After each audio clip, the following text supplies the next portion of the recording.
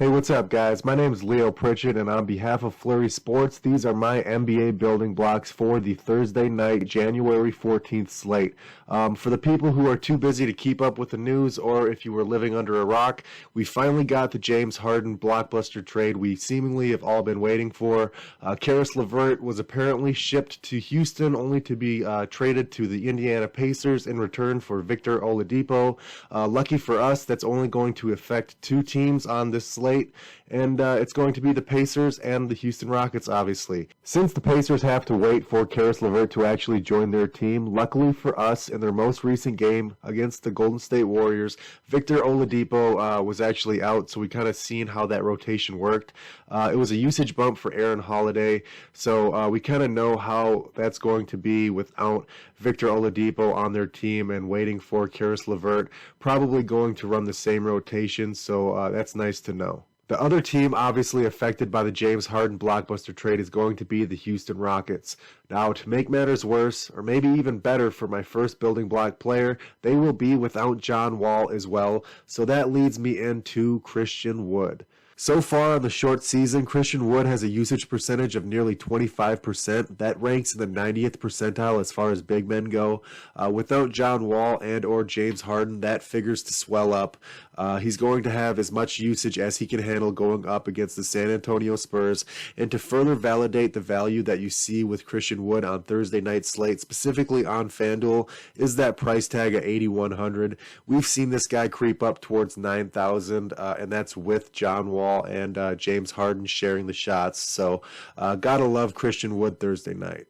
That takes me into my second building block. Yet again, another power forward on FanDuel. It's going to be Pascal Siakam coming in a favorable matchup against a younger, faster, kind of a weaker team in the Charlotte Hornets. Had a triple-double in his last game. He's averaging 49 FanDuel points per game in his last four.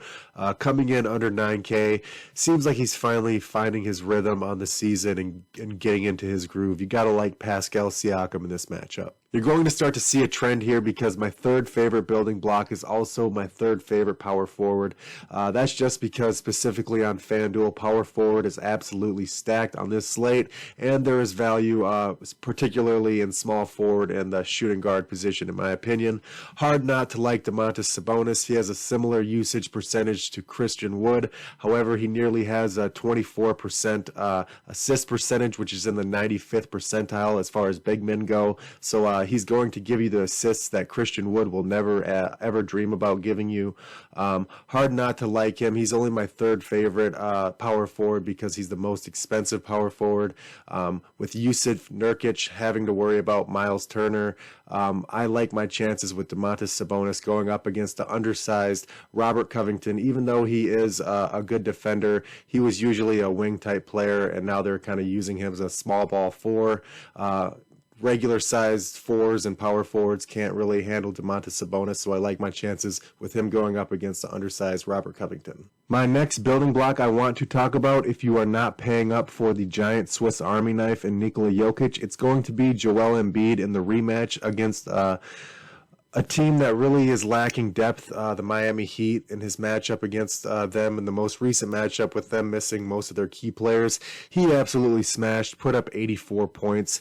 Not going to give you 84 again. His usage figures to dip with guys returning to the rotation as far as Tobias Harris, Shake Milton, Matisse Thybulle. So his will take a hit. However, he is going up against the Miami Heat, who are missing most of their starters or key players, especially in the front court. So gotta love Joel Embiid in the rematch against a shorthanded Miami Heat team. And here is where we finally start to get guys more favorably priced, because my next building block is going to be Tyler Hero. I'm sure he's going to be super, super popular, but in the previous game against the 76ers when the Heat were super shorthanded, he shot the ball 26 times, gave you 45 FanDuel points. The usage is is going to be ridiculous for a guy priced $6,500. In the role he is in, players are typically priced around $9K, so naturally you gotta love Tyler Hero at that price. He's going to shoot the ball as much as he can until the game is just kind of out of hand and maybe they pull him, but hard not to love Tyler Hero, and the field will love him as well. My building blocks may be over, but while I'm here, I might as well give you some value. So how about David Nwaba? They don't have James Harden. They don't have John Wall. This guy was actually playing a handful of minutes with those guys, so he figures to take a little step forward and a bigger role in this matchup against the San Antonio Spurs. As I mentioned, the Pacers traded Victor Oladipo and are still waiting for Caris LeVert to kind of join their team in rotation. Coincidentally, in their most recent game, Oladipo was out, so we've seen an uptick in minutes for Aaron Holiday, 28 minutes, an uptick in usage. He got 41 fantasy points. Not going to bank on him getting that type of production. However, there will be an uptick in minutes, and there will be probably an uptick in usage, and he certainly looks good at 5K flat on FanDuel. Shifting over to small forward to try to find some value, you will see Eric Gordon is questionable. Could be a nice play if he actually plays to kind of help out Christian Wood and that Houston Rockets team going up against the Spurs. However, I like Jae'Sean Tate if Eric Gordon misses, and I still like him a little bit even if Eric Gordon plays. Similar to David Nwaba, this is a guy who is actually in the rotation with James Harden and John Wall playing.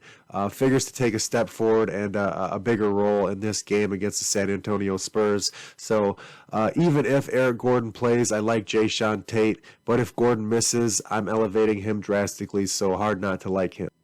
However, the obvious value in the small forward position on this Thursday night slate is going to come from the shorthanded Miami Heat. Duncan Robinson running it back with the Philadelphia 76ers. In their previous matchup, played 45 minutes, got you nearly 34 FanDuel points. Hard not to like him at under 5K on FanDuel. However, if you want a little paydown spot and probably a better play in my opinion, $800 less, Precious Achiuwa, actually just got 35 minutes against the Philadelphia 76ers. He was a first-round pick. I like him more than Duncan Robinson because he's not nearly as scoring dependent. He'll get you peripheral stats, 13 rebounds in the last matchup against the 76ers, 37 FanDuel points at 4,100. You have to love Precious Achiuwa on this slate.